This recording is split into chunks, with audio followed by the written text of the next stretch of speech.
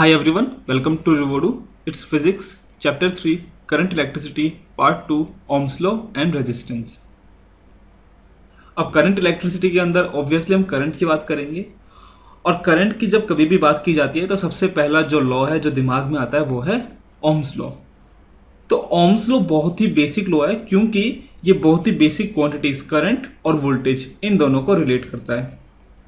तो Ohm's law की discovery George Simon ओम, ये एक जर्मन फिजिसिस्ट थे, उन्होंने की थी। तो उन्होंने कुछ एक्सपेरिमेंट्स के थ्रू इसकी डिस्कवरी की। तो ऐसा कुछ रहा होगा वो उनका एक्सपेरिमेंट। उन्होंने एक पीस ऑफ मटेरियल लिया और उसको एक वोल्टेज के साथ, मतलब कोई सप्लाई के साथ ऐसे कनेक्ट कर दिया। ठीक है, ऑब्वियसली हमें पता है कि करंट की डायरेक्शन क्या होगी, ये, क्योंकि ये है पॉजिटिव, ये है नेगेटिव, तो पॉजिटिव से नेगेटिव करंट फ्लो करता है। तो करंट कुछ ऐसा आ रहा है। ठीक है, फिर उन्होंने यहाँ पर करंट को समहाउ नापा और यहाँ पर वो वोल्टेज को भी चेंज कर सकते हैं। तो उन्होंने क्या किया, वोल्टेज को चेंज करते हुए देखा कि करंट के अंदर कैसा चेंज आता है। ठीक है, तो देखो इनिशियली जब वोल्टेज जीरो था तो करंट भी जीरो था, तो एक पॉइंट आ गया ये। फिर उन्होंने अब वोल्टेज को बढ़ाया तो कहीं यहाँ पर करंट की वैल्यू आई। ठीक है, फिर उन्होंने वोल्टेज को और बढ़ाया तो करंट की कुछ यहाँ वैल्यू आई। ठीक है, सिमिलरली उन्होंने बहुत सारे पॉइंट्स लिए। ओके, फिर उन्होंने जब सारे पॉइंट्स को कनेक्ट करने की कोशिश की तो वो ऑलमोस्ट एक स्ट्रेट लाइन बन गए। ठीक है, तो यहां से ये पता लगा कि करंट और वोल्टेज अप्लाइड के अंदर एक लीनियर रिलेशनशिप है। ठीक है, लीनियर रिलेशनशिप। ओके, और यहां से एक ही चीज निकल के आती है कि जो करंट है वो डायरेक्टली प्रोपोर्शनल टू वोल्टेज है, या फिर हम ऐसा कह सकते हैं voltage drop across this material is proportional to I. Okay, तो हम यहां से ऐसा भी लिख सकते हैं कि V इज प्रोपोर्शनल टू आई। ये है प्रोपोर्शनलिटी साइन। ठीक है, ओके, तो हम ये साइन कैसे हटाते हैं, प्रोपोर्शनलिटी साइन? हम एक यहां कोई कांस्टेंट लगाते हैं और वो कांस्टेंट है R। ठीक है, तो voltage is equals to some constant R into I। इसी कांस्टेंट को बोला गया रेजिस्टेंस। ये है रेजिस्टेंस। ओके, और ये किस पे डिपेंड करता है? ये डिपेंड करता है मटेरियल पर और उसकी ज्योमेट्री पर। Material and it's geometry. Okay, ये भी इजी टू प्रूफ है। सेम वोल्टेज के लिए अगर मैं डिफरेंट ज्योमेट्री लूं तो यहाँ पर हम करंट की वैल्यू कुछ और देखेंगे सेम वोल्टेज के लिए। ठीक है, तो इसका मतलब क्या है कि ये जो कांस्टेंट है ये एक मटेरियल की प्रॉपर्टी है, प्लस वो उसकी ज्योमेट्री पे भी डिपेंड करता है, उसकी शेप कैसी है, उसकी लेंथ कैसी है। इसके बारे में हम अभी डिटेल में पढ़ेंगे। ओके, तो चलिए ओम्स लॉ को अच्छे से समझते हैं कि why voltage is proportional to I. ठीक है, वोल्टेज और आई इन दोनों के बीच में एक लीनियर रिलेशनशिप क्यों है, तो इसको हम एटॉमिक लेवल पे जाकर समझते हैं। ओके, तो देखो अगर हम हमारे जो मटेरियल है, सर्किट में जो मटेरियल था ये वाला, इसको अगर हम एटॉमिक लेवल पे देखें तो हम मानते हैं कि ऐसा दिखेगा वो। ठीक है, और अंदर ये जो गोल गोल चीज़ें हैं ये है होल्स, इसे हम बोलेंगे होल्स। ये एक्चुअली में है क्या, ये सपोज ये कॉपर है, तो ये जो है ना ये कॉपर एटम्स हैं। ठीक है, copper plus copper plus copper plus, तो ये पॉजिटिव आयन्स हैं, लेकिन अभी के लिए इसे हम होल्स बोलते हैं। ओके, तो सर्किट के अंदर हमने देखा था कि ये जो एंड था ये था पॉजिटिव एंड और ये था नेगेटिव एंड। ओके, और फिर हमने देखा था कि इलेक्ट्रिक फील्ड क्या होगी, कुछ ऐसी होगी, पॉजिटिव टू नेगेटिव।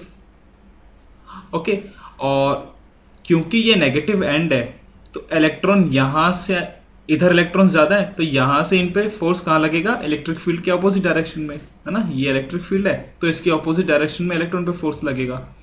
अब इलेक्ट्रॉन इस मटेरियल के थ्रू यहाँ से इधर जाएगा। ठीक है, अब देखो इलेक्ट्रॉन का अब मोशन देखो, क्योंकि इलेक्ट्रॉन पे इस इलेक्ट्रिक फील्ड की वजह से फोर्स लग रहा है, ये इलेक्ट्रॉन पहले इस एंड से ये डिस्टेंस कवर करेगा, फिर वो इस गड्ढे में आएगा। ठीक है, गड्ढा मानते हैं इसको।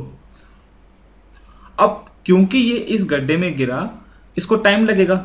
ठीक है, ऑब्स्ट्रक्शन एक तरह का, फिर यहां से निकल के ये इस गड्ढे में जाएगा, फिर यहां से निकल के इस गड्ढे में जाएगा, यहां से निकल के इस गड्ढे में, ऐसे करते हुए ये ट्रैवल करेगा।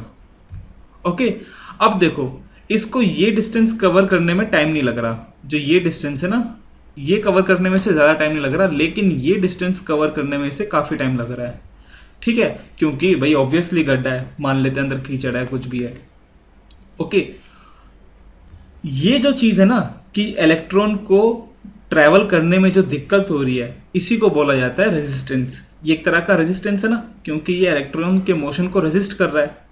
ठीक है, तो ये जो नंबर ऑफ होल्स हैं यही है रेजिस्टेंस। अगर नंबर ऑफ होल्स ज़्यादा होंगे तो रेजिस्टेंस ज़्यादा होगा। अच्छा, ये तो बात होगी रेजिस्टेंस की। अब बात करते हैं हम कि why voltage is proportional to I. देखो करंट क्या होता है, करंट होता है delta Q by delta T, कितने टाइम में कितना चार्ज फ्लो कर रहा है। ओके, अब देखो यहां पर ये इलेक्ट्रॉन क्यों फ्लो कर रहा है, क्योंकि एक इलेक्ट्रिक फील्ड है, और ये इलेक्ट्रिक फील्ड कहां से आई, वोल्टेज से। हमें यह भी पता है कि वोल्टेज या electric field is directly proportional to voltage. ठीक है, तो देखो अगर मैं वोल्टेज बढ़ाऊंगा तो इलेक्ट्रिक फील्ड बढ़ेगी, इसका मतलब यही है। अब देखो किसी V वोल्ट के लिए जब हमने यहां पर V वोल्ट कनेक्ट किया था, तो अब है ना इलेक्ट्रॉन सपोज किसी t टाइम में इस एंड से इस एंड पर पहुंच गया। ठीक है, तो अभी करंट की वैल्यू आई एक इलेक्ट्रॉन का charge divide by delta T.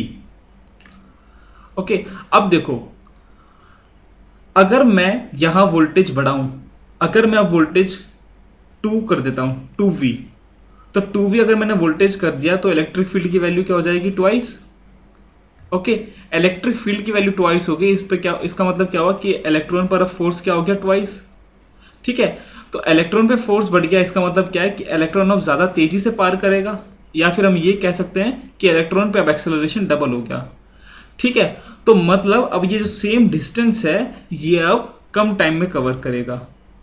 Okay, या फिर हम ऐसा कह सकते हैं कि जो I2 आएगा सेकेंड वाला, वो अब क्या आएगा, delta T by 2 come time लग रहा है, या फिर twice of initial value 2I। ठीक है, तो वोल्टेज डबल करने के साथ करंट भी डबल हो रहा है। क्यों, क्योंकि हम यहां पर इलेक्ट्रिक फील्ड बढ़ा रहे हैं। इलेक्ट्रिक फील्ड बढ़ गया तो फोर्स बढ़ गया, और ये मटेरियल तो सेम है, अंदर गड्ढे सेम है, मतलब सेम रेजिस्टेंस है। ठीक है, तो आप यहां से देख सकते हैं कि करंट में और वोल्टेज में लीनियर रिलेशनशिप इसलिए आ रहा है। सारी बात किस पे आती है कि यहां पर इलेक्ट्रिक फील्ड कितनी है, जितनी ज्यादा इलेक्ट्रिक फील्ड होगी उतना ज्यादा इलेक्ट्रॉन यहां पर फोर्स लगेगा, उतना जल्दी ये यहां से यहां आ जाएगा। ओके, तो देखो ये है ओम्स लॉ, और यहां पर मैं आपको ये बताना चाहता हूं कि इस चीज को आप ना थोड़ा सा अभी के लिए समझ लें कि ये है रेजिस्टेंस। ठीक है, ये नंबर ऑफ होल्स क्या है, नंबर ऑफ होल्स, इसको हम बोलेंगे रेजिस्टेंस। अगर रेजिस्टेंस ज्यादा होगा तो कम करंट फ्लो करेगा, रेजिस्टेंस कम होगा, ये गड्ढे कम होंगे, तो इलेक्ट्रॉन को इधर से इधर जाने में कम दिक्कत होगी, तो फटाफट क्रॉस कर जाएगा, तो कम टाइम में ज्यादा इलेक्ट्रॉन जाएंगे इसके पीछे। ओके, तो इसका मतलब क्या है कि V is equal to I R, ये है ओम्स लॉ, ये आप समझ लो। ठीक है, V is equal to I R. चलिए अब थोड़ा सा ना रेजिस्टेंस के बारे में समझते हैं कि रेजिस्टेंस क्या होता है। तो हम समझते हैं कि व्हाट इज रेजिस्टेंस। देखो रेजिस्टेंस क्या है, जैसे कि हमने यहां देखा कि यह है ऑब्स्ट्रक्शन इलेक्ट्रॉन के मोशन के अंदर। उन सब पे जाने से पहले हम इसके देख लेते हैं कि इसकी यूनिट क्या होती है। ठीक है, रेजिस्टेंस की यूनिट होती है ओम्स, तो यूनिट क्या होती है, ओम्स, या फिर इसका सिंबल हम ऐसे भी ले सकते हैं। ठीक है, ये सब आपको पता होगा ऑब्वियसली, और ये ओम्स उनके नाम पर ही है जो फिजिसिस्ट थे जिन्होंने लॉ डिस्कवर किया। और जो डिवाइसेस जो रेजिस्टेंस देते हैं, प्रोवाइड कराते हैं, उनको हम बोलते हैं resistors. So devices which offers resistance, या फिर डिवाइसेस जिनको हम रेजिस्टेंस के लिए यूज करते हैं, which offers resistance are known as resistors, are known as resistors। ठीक है, तो ऐसी चीजें जो रेजिस्टेंस ऑफर करती हैं उनको हम रेजिस्टर्स बोलते हैं। तो रेजिस्टर्स आपने जरूर देखे होंगे, ये इस तरह से दिखते हैं। ठीक है, इनमें दो एंड होते हैं, और इन पे कुछ कलर बैंड्स इस तरह से होते हैं, इनके बारे में हम अच्छे से बाद में पढ़ेंगे। और इलेक्ट्रॉनिक सर्किट्स के अंदर भी आप देख सकते हैं कि बहुत सारी जगह रेजिस्टेंस यूज होते हैं। ओके, अब देखते हैं। अब रेजिस्टेंस है ना, जैसे मैंने बोला कि ये मटेरियल पर डिपेंड करता है और उसकी शेप पर डिपेंड करता है, उसकी ज्योमेट्री पर डिपेंड करता है ना। तो चलिए रेजिस्टेंस के बारे में बात करते हैं। देखो रेजिस्टेंस क्या है? ऑब्स्ट्रक्शन।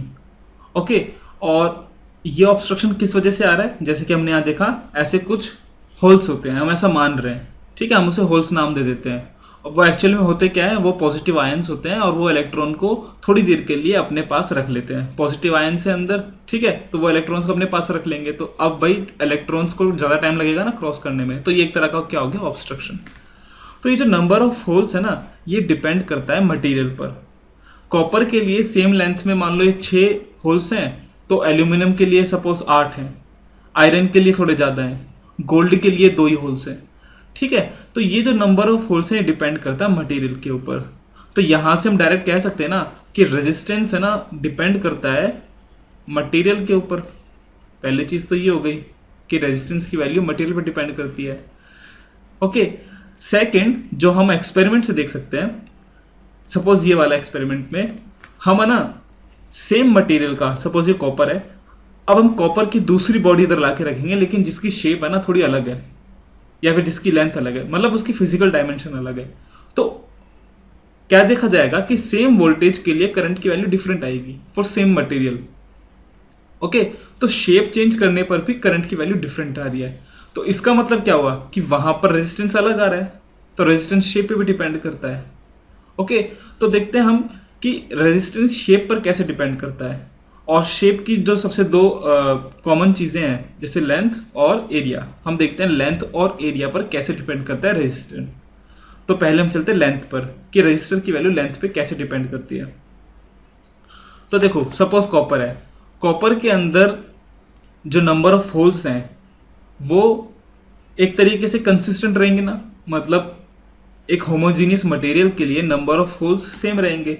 ओके, तो अगर ये लेंथ L है और ये लेंथ है 2L, हम ऐसा मान के चलते हैं, ठीक है, और सेम मटेरियल के कॉपर, तो अगर L लेंथ में इधर 2 होल्स हैं या 3 ले लेते हैं, तो इधर कितने होंगे? 6 होल्स होंगे ना। अब देखो हमने सेम बैटरी से कनेक्ट किया हुआ है, ये पॉजिटिव टर्मिनल, ये नेगेटिव, ये है पॉजिटिव टर्मिनल, ये नेगेटिव। तो यहाँ पर इलेक्ट्रॉन्स ज़्यादा हैं, तो इलेक्ट्रॉन्स ऐसे मूव करेंगे, है ना, क्योंकि इलेक्ट्रिक फील्ड है ऐसी। ओके, तो यहां पर इलेक्ट्रॉन्स ऐसे आए। तो देखो ये मटेरियल को पार करने में इस इलेक्ट्रॉन को अगर हम माने कि T टाइम लग रहा है, ठीक है, T टाइम लग रहा है इस इलेक्ट्रॉन को इधर से इधर आने में, नंबर ऑफ होल्स हैं 3, तो यहां पर कितना लगेगा? देखो इलेक्ट्रॉन को होल में जाने में और बाहर निकलने में सपोज एक फिक्स्ड अमाउंट ऑफ टाइम लग रहा है, तो क्योंकि यहाँ पर नंबर ऑफ होल ज़्यादा है तो यहाँ पर उसको टाइम 2T लगेगा इलेक्ट्रॉन को इस एंड से इस एंड पे जाने में, ठीक है। तो देखो इसका मतलब क्या हुआ कि करंट क्या हो जाएगा सेकंड केस के अंदर? हाफ इनिशियल वैल्यू के। तो अगर हम यहाँ पर मानते हैं कि करंट ऐसे फ्लो कर रहा है I1 और यहाँ फ्लो कर रहा है I2, तो देखो I1 की वैल्यू क्या आएगी? I1 डेल्टा Q कितना है? 1 इलेक्ट्रॉन ले रहे हैं तो E/T, और यहाँ पर I2 कितना वैल्यू आएगी? 1 इलेक्ट्रॉन ले रहे हैं तो I/2T, ठीक है। तो यहाँ से हम देख सकते हैं कि I1 is equals to twice of I2, ठीक है। तो देखो इसका मतलब क्या है कि लेंथ बढ़ाने से करंट कम हो रहा है ना। हमने जब इधर लेंथ 12 कर दी तो करंट क्या हो जाएगा? इनिशियल वैल्यू के हाफ। यहाँ से हम ऐसे कह सकते हैं कि I2 is equals to I1/2। Okay, अब आप ना लेंथ को 3 टाइम्स करो तो नंबर ऑफ होल्स कितने हो जाएंगे? 9। तो टाइम कितना लगेगा? 3T। तो उस केस के अंदर जो नई करंट की वैल्यू आएगी वो इनिशियल वैल्यू के 1/3 होगी। ओके, और हमें पता है कि करंट और वोल्टेज में क्या रिलेशनशिप होती है? I is to V/R। Okay, तो देखो यहाँ से मैं लिख सकता हूँ कि I1/I2 is equals to R2/R1, और I1/I2 की वैल्यू कितनी है? ये है 2, ये है R2/R1, तो R2 कितना आएगा? ट्वाइस ऑफ R1, है ना। तो रेजिस्टेंस भी क्या हो गया? डबल। तो यहाँ से मैं कह सकता हूँ कि रेजिस्टेंस की वैल्यू डिपेंड करती है, डायरेक्टली प्रोपोर्शनल है लेंथ के ऊपर। अगर हम लेंथ डबल कर रहे हैं तो रेजिस्टेंस की वैल्यू भी डबल हो रही है। ठीक है, तो ये तो एकदम ईजी है समझना, ये तो आप एकदम इंट्यूटिवली समझ सकते हैं। हाँ भी, अगर हम लेंथ बढ़ाएंगे तो ऑब्स्ट्रक्शन बढ़ेगा, ऑब्स्ट्रक्शन बढ़ेगा तो मतलब रेजिस्टेंस की वैल्यू भी बढ़ेगी। अब बात करते हैं एरिया पर। ठीक है, यहाँ पर काफ़ी लोग कंफ्यूज होते हैं। लेंथ को समझना आसान है, एरिया को समझना थोड़ा सा मुश्किल हो जाता है। अब हम है ना दो मटेरियल लेंगे सेम लेंथ के और उनको हम सेम वोल्टेज से कनेक्ट कर देते हैं। ठीक है, सेम वोल्ट V से दोनों को। ओके, ये भी V वोल्ट है, ये भी V वोल्ट है। अब देखो इसका एरिया, जो क्रॉस सेक्शनल एरिया है ये वाला, ये है A, इसको हम लेते हैं A और इसको हम लेते हैं एरिया 2A। ठीक है, अब देखो अंदर जब होल्स हैं वो कुछ एक ऐसे लाइन में, सपोज 4 होल्स हैं, ये लेंथ पे डिपेंड करते हैं, तो यहां भी कितने होंगे 4। लेकिन ये 4 जो होल्स हैं वो एक एरिया में, एक ए में, तो जो सेकंड एरिया है एडिशनल एरिया उसमें 4 होल्स होंगे। अब देखो इलेक्ट्रॉन यहां से ऐसे आया। ओके, अब एक इलेक्ट्रॉन इधर गया, इधर गया, इधर गया, इधर गया और यहां से बाहर निकल गया, इसको टाइम लगा T। अब यहां भी इलेक्ट्रॉन आया, वो इसके अंदर गया, इधर गया, इधर गया, इधर गया और बाहर निकला, उसको टाइम लगा T। लेकिन अब यहां पर एक और इलेक्ट्रॉन इसके थ्रू भी तो जा सकता है, एक एडिशनल हमने पाथ दे दिया निकलने का। एरिया डबल करने से हमने एक एडिशनल पाथ दे दिया इलेक्ट्रॉन को, तो अब भाई T टाइम के अंदर कितने इलेक्ट्रॉन्स निकलेंगे यहां से? 2 इलेक्ट्रॉन्स। ठीक है, तो अब देखो करंट की वैल्यू देखो, करंट कितना आएगा इस केस के अंदर, ये आएगा E/T और यहां पर कितना आएगा, ये आएगा 2E/T। तो I2 कितना हो गया? Twice of I1। ठीक है, तो हमने जैसे एरिया बढ़ाया उसका मतलब है उससे क्या हुआ कि करंट बढ़ गया। ठीक है, और जैसे कि आपको पता है कि I2/I1 is equals to R1/R2। ठीक है, यहां से मैं क्या रिलेशन लिखूंगा कि जो R2 है वो R1/2 है। तो यहां से आप समझ सकते हैं, देखो ये तो सब मैथमेटिक्स है, मैथमेटिकली हमने प्रूफ किया, लेकिन आप ना एकदम सिंपली समझिए कि देखो अगर मैं लेंथ बढ़ा रहा हूं तो हम होल्स बढ़ा रहे हैं, मतलब ऑब्स्ट्रक्शन बढ़ा रहे हैं, अब इलेक्ट्रॉन्स को ज़्यादा मुश्किल होगी पार करने में। लेकिन अगर मैं एरिया बढ़ा रहा हूं तो एरिया बढ़ाने से मैं एक एडिशनल पाथ दे रहा हूं इलेक्ट्रॉन्स को निकलने के लिए, तो उससे क्या है कि सेम टाइम के अंदर हम ज़्यादा इलेक्ट्रॉन्स पास कर सकते हैं। या फिर हम ऐसा भी कह सकते हैं ना कि रेजिस्टेंस की वैल्यू कम हो गई, क्योंकि अब यहाँ पर 2 इलेक्ट्रॉन निकल सकता है और यहाँ पर 1 इलेक्ट्रॉन निकल सकता है। ठीक है, तो इससे हमारा क्या आया कि रेजिस्टेंस की value is inversely proportional to area, area बढ़ाने से रेजिस्टेंस कम होता है। ठीक है, तो हम यहां लिखेंगे कि रेजिस्टेंस की value is proportional to length and resistance की value is inversely proportional to area. तो मैं यहां से लिख सकता हूं दोनों को कंबाइन करके कि resistance is proportional to L/A। ठीक है, और अगेन हमें ये साइन हटाना है प्रोपोर्शनल वाला, तो हम क्या करेंगे, एक कांस्टेंट लगाएंगे और इस टाइम हम कांस्टेंट लगाएंगे ऐसा रो साइन L/A। तो रो L/A, रो क्या है, इसको हम बोलते हैं रेजिस्टिविटी। जैसे कि हमने बताया था ना, एक चीज क्या है मटेरियल पर डिपेंड करता है रेजिस्टेंस की वैल्यू, तो वो ये चीज है, ये है रेजिस्टिविटी। और ये किस पे डिपेंड करता है? मटेरियल पर, कि कौन सा मटेरियल है। ठीक है, और ये है लेंथ और ये है एरिया, ये है लेंथ और ये है एरिया।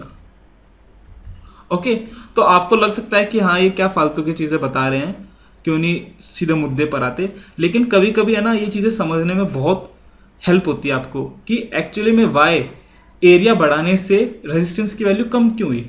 भाई नंबर ऑफ होल्स बढ़ गए ना इधर, आप ऐसे बोलोगे कि 8 होल्स हैं, अब मैंने एरिया बढ़ा दिया, अब ज़्यादा होल्स हैं अंदर तो मतलब ज़्यादा मुश्किल होगी, नहीं। सेम टाइम के अंदर अब यहाँ से 2 इलेक्ट्रॉन पार कर सकता है, मतलब ट्वाइस ऑफ चार्ज फ्लो कर सकता है सेम टाइम के अंदर, मतलब करंट अब ज़्यादा फ्लो कर सकता है। ठीक है, इसलिए एरिया बढ़ाने से रेजिस्टेंस की वैल्यू कम होती है।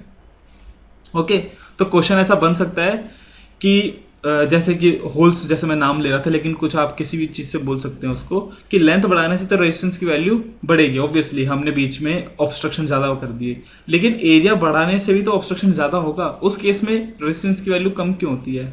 Why it is inversely proportional. तो उसका आप होपफुली समझ गए होंगे क्यों। ओके, तो ये रेजिस्टिविटी क्या है, ये मटेरियल के ऊपर डिपेंड करती है। तो अगर रेजिस्टिविटी ज़्यादा है किसी की, अगर किसी मटेरियल की रेजिस्टिविटी ज़्यादा है तो उसका रेजिस्टेंस ज़्यादा है। अगर हम लेंथ बढ़ा देंगे उसकी तो रेजिस्टेंस बढ़ जाएगा, और अगर एरिया बढ़ाएंगे तो रेजिस्टेंस कम होगा। तो देखो अगर आप ये चीज़ अच्छे से समझ गए ना ये वाली, तो आप सीरीज और पैरेलल कनेक्शन समझने में आपको बहुत आसानी होगी। ठीक है, तो चलिए आगे बढ़ते हैं। तो अभी तक हमने सीखा ओम्स लॉ से कि V is equals to I R होता है, और अभी हमने देखा कि R की वैल्यू डिपेंड करती है रो पर, L पर और A पर। ठीक है, तो मैं यहाँ से लिख सकता हूँ V is equals to I rho L by A। ठीक है, इन दोनों को कंबाइन करके R की वैल्यू डाल दी मैंने।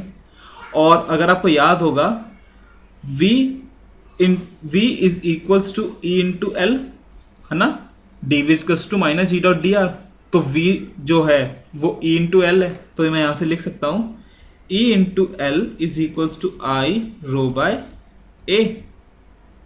ठीक है, ये जो क्वांटिटी है I बाई A, इसको हम क्या लेते हैं, करंट डेंसिटी, करंट डेंसिटी। ठीक है, और इसका सिंबल होता है J। तो J की वैल्यू क्या होती है, I बाय A, कि एक एरिया में से कितना करंट फ्लो कर रहा है। ओके, और यहां से जो L था, ये और L, ये L कैंसिल हो गया।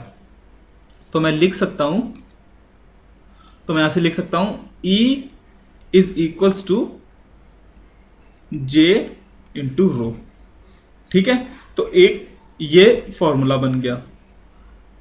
तो देखो ये जो J है ये भी एक वेक्टर क्वांटिटी है। ओके, क्योंकि इलेक्ट्रिक फील्ड वेक्टर क्वांटिटी, तो ये J भी एक वेक्टर क्वांटिटी है। करंट डेंसिटी एक वेक्टर क्वांटिटी है।